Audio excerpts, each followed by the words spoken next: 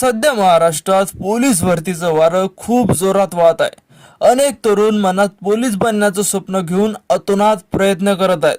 मात्र अनेकदा काही कारणांमुळे या स्वप्नावर पाणी फिरतं. असंच काहीसं एका तरुणासोबत घडलं आणि त्याचं खाकीचं स्वप्न स्वप्नच राहिलं. तर नेमकं झालं असं की मुस्तफिक जावेद काझी आणि त्याचा मित्र 29 मेला रात्री 8:30 वाजताच्या सुमारास शहरातील तुळजाभवानी क्रीडा संकुलात गोळाफेकीचा सराव करण्याकरता आले होते. सराव करता करता एका मित्राने फेकलेला गोळा मार्किंग करणाऱ्या मुस्तफिकच्या डोक्याला लागून त्याला गंभीर इजा झाली. जखमी अवस्थेत त्याला तातडीने जिल्हा रुग्णालयात दाखल करण्यात आले. मात्र उपस्थित डॉक्टरांनी तो मृत असल्याचं सांगितलं आणि सर्व परिसरात दुःखाचं वातावरण पसरलं.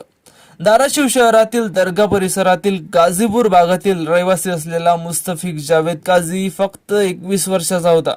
मनात पोलीस होण्याचं स्वप्न बाळगून तो आणि त्याचा मित्र मागील 3-4 महिन्यापासून पोलीस भरतीची तयारी करत होते.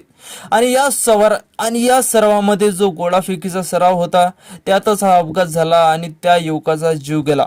तुम्ही जर पोलीस भरतीची तयारी करत असाल तर तयारी करा, पण स्वतःला थोडं सांभाळून तयारी करा, कारण आपल्या थोड्याशा चुकीमुळे मोठा अपघात होऊ शकतो, हे यावरून आपल्या लक्षात येतं. हा व्हिडिओ तुमच्या पोलीस भरतीची तयारी करणाऱ्या मित्रांपर्यंत अवश्य शेअर करा आणि भेटूया पुढच्या व्हिडिओमध्ये.